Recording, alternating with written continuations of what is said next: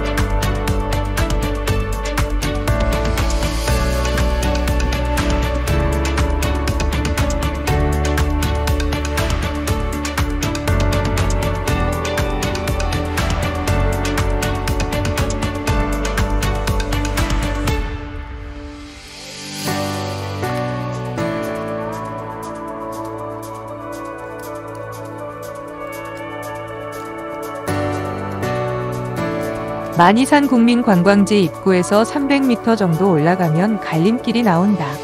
어느 길로 올라도 참성단으로 갈 수 있지만 우리는 왼쪽 계달로 방향으로 올라가 단군로로 내려오기로 한다.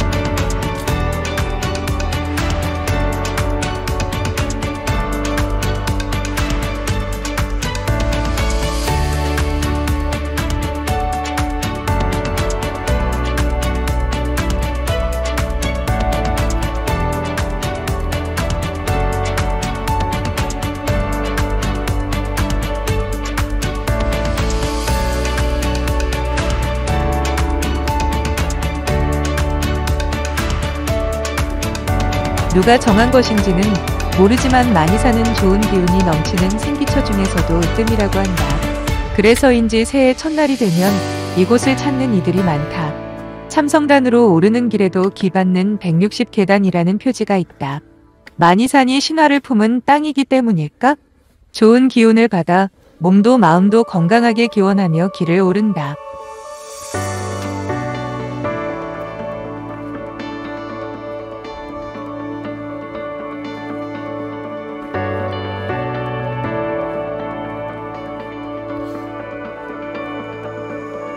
만이산은 높이 472.1m로 강화도는 물론 인천에서 가장 높은 산이다. 원래 바다 한가운데에 우뚝 솟은 고가도라는 섬이었는데 1664년 가름포와 선북포를 연결하는 둑을 쌓으면서 강화 본섬과 연결되었다. 만이산의 원래 이름은 마리산 또는 머리산이었을 것으로 추정하고 있다. 오르는 길은 쉽지 않아서 많은 계단과 바위길을 헤치고 가야 한다. 끝이 없을 것 같은 계단 앞에서 마음의 준비를 단단히 한다. 안내도에는 계단로는 1004계단, 단굴로는 372계단이 있다고 표시하고 있다. 오르는 길에 가끔씩 걸음을 멈추고 걸어온 길을 돌아보자.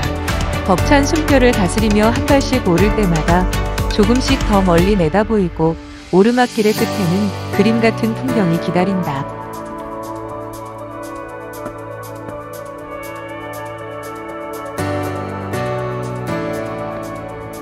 강화도는 인천광역시에 속해 있는 섬 중에서 가장 큰 섬으로 옛 이름은 갑비고차였다가 혈국은, 해국은, 강화현, 강도, 강화부로 바뀌었다.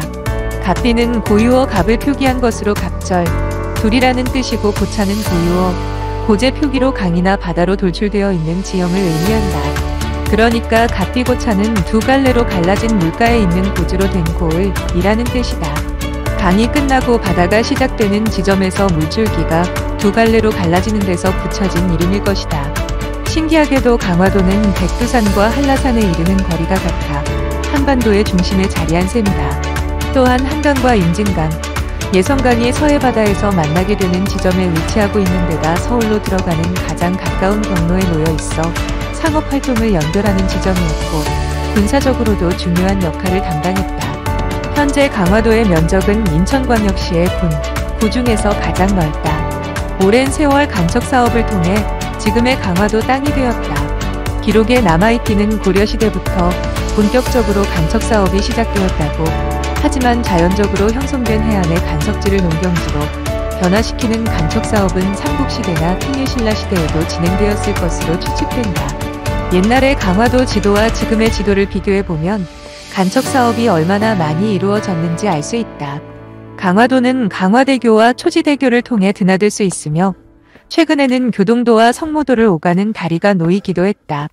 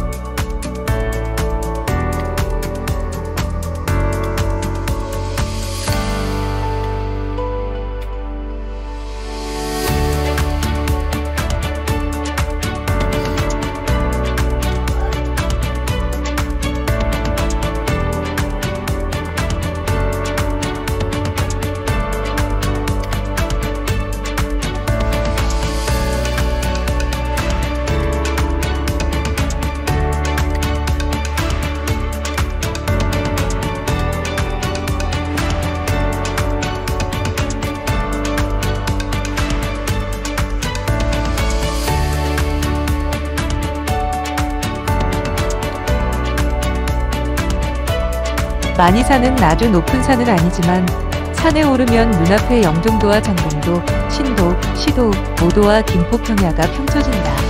사방으로 부는 바람을 품에 안고 들녘과 갯벌, 물러앉은 바다를 눈에 담으면 세상 부러울 것이 없다.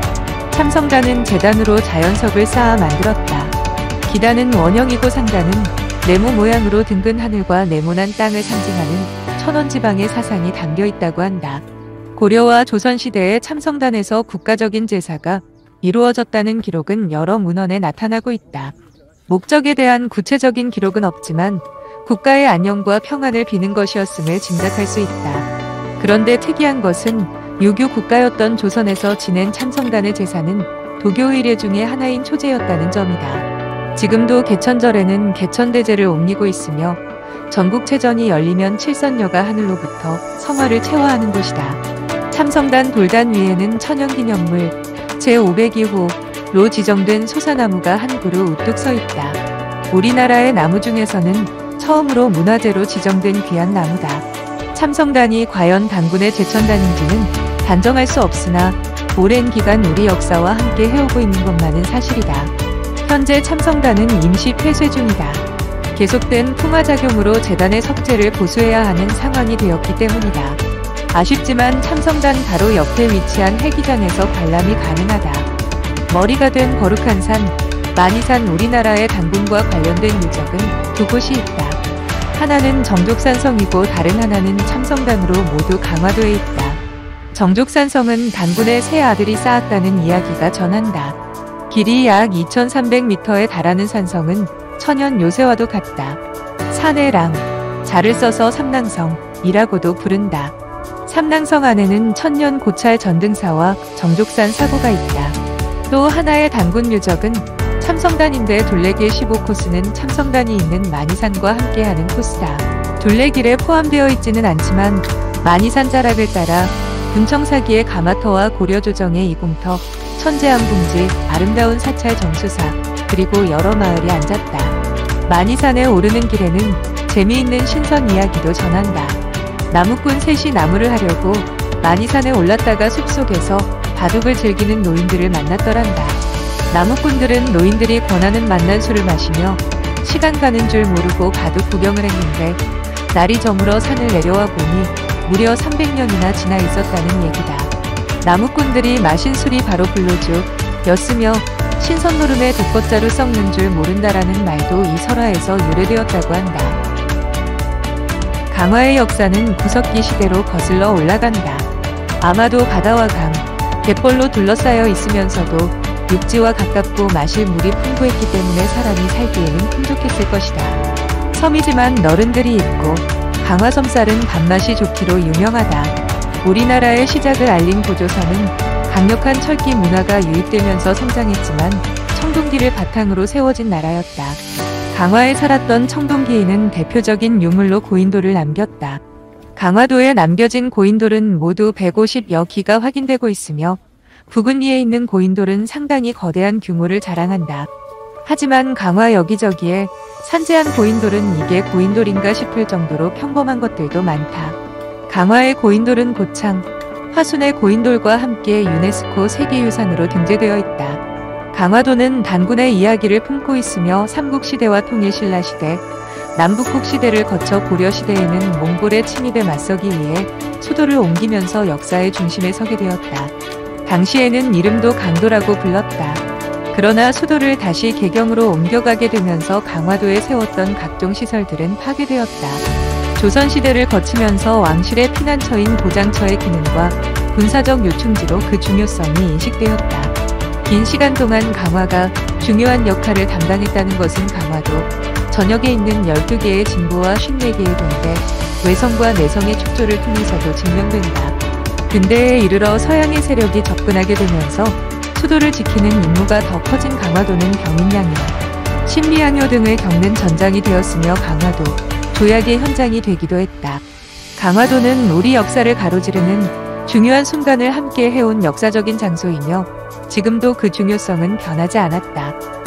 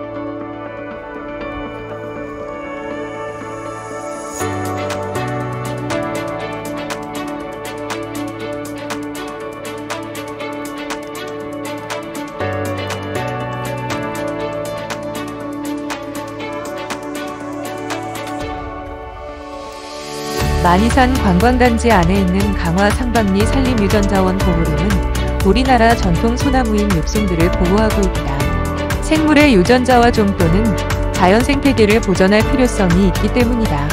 육송은 육지에서 자라는 소나무에 붙여진 이름이며 줄기가 붉은색이라 적송이라고도 부른다. 이에 비해 바닷가에 사는 소나무는 해송이라고 부르고 줄기가 검은색이라 곰솔이라고 부른다. 소나무는 우리 민족에게는 특별한 의미가 있는 나무다. 아기가 태어나년 솔가지를 대문에 걸고 사내아이인 경우 소나무를 심었다. 소나무로 지은 집에서 소립을 긁어다 방을 데우고 밥을 지어 먹고 소립에 찐 송편과 송화다식을 즐기며 살았다. 장독에는 솔가지를 띄우고 소나무가 자신을 지키기 위해 만든 호박으로 단추를 만들고 죽어서는 소나무관에 이어 소나무가 자라는 산의 흙으로 돌아갔다. 당군로를 따라 내려오는 길에도 아이고 소리가 절로 나오는 계단이 기다린다. 자연의 이치는 참 공평해서 오른 만큼 딱 그만큼 내려와야 한다. 우리는 돌아오기 위해 길을 나서고 내려오기 위해 오르는 것일까? 강화는 신들의 땅이었고 몽진과 유배의 땅이었다. 또한 천년을 훌쩍 넘는 문화유산과 함께 수많은 이들의 꿈과 희망, 한과 슬픔이 새겨진 땅이다. 수천 년의 역사를 품은 길을 걷는다. 천년을 이어온다는 것은 어떤 의미일까? 아무리 수명이 늘었다고 해도 100년을 살기 힘든 게 인생이고 보면 그 시간의 깊이를 가늠하기는 어렵다. 길고 긴 시간, 이 길을 오르내렸을 수많은 사람들의 삶의 무게를 받아준 길에서 신령한 산만이산의 기운을 몸 안에 가득 채우며 작은 세상사에도 속절없이 흔들리는 마음을 내려두고 한 점 여유를 찾는 시간이 된다.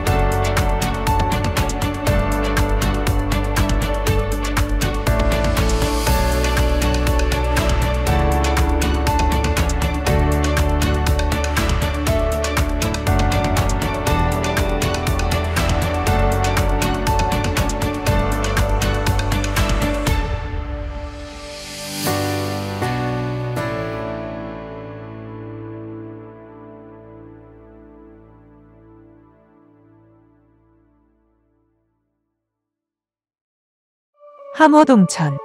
조선 전기의 승려기화가 만이산 정수사를 중수하고 이곳에서 수도했다고 해서 그의 당호인 함어를 따서 함어동천이라는 이름이 붙었다. 계곡의 너럭바위에는 기화가 썼다는 함어동천 네 글자가 남아있는데 구름 한 점 없이 맑은 하늘에 잠겨있는 곳이라는 뜻이다. 만이산 서쪽 기슭에 펼쳐져 있으며 빼어난 산세를 끼고 곳곳에 거대한 너럭바위들이 흩어져 있다. 이 바위들을 넘나들며 흘러내리는 물줄기가 장관을 이루고 특히 계곡 한켠에 200m에 달하는 남반이 넓게 펼쳐져 있어 만이산의 절경으로 꼽힌다.